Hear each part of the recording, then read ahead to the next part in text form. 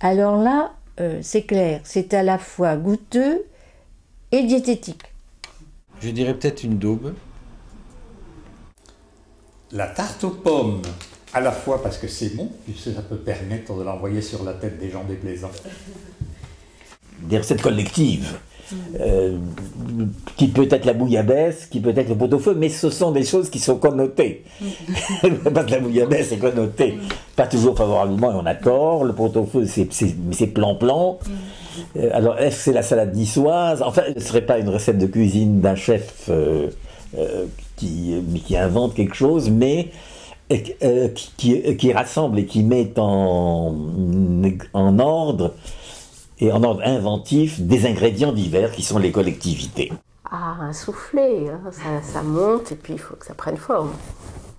La paella, parce qu'une paella est faite de multiples ingrédients, et c'est aussi ce qu'on trouve ici, c'est d'avoir des personnalités très différentes et avec des responsabilités aussi différentes.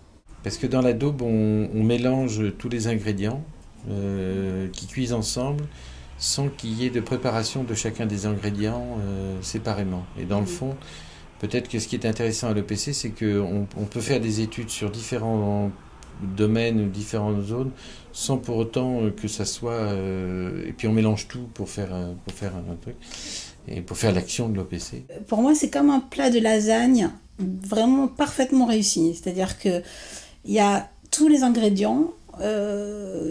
Il faut qu'il y ait des quantités vraiment très... Enfin, il faut être très subtil dans les quantités, il faut que les produits soient très frais, et il faut vraiment que... Enfin, ça a l'air très simple à réussir, et en même temps, pour moi, c'est le plat le plus difficile à faire. Et voilà, c'est délicieux, et c'est bien complet, enfin voilà, il y a tout. C'est équilibré. Ah! Alors là, j'ai demandé à Josette de m'aider...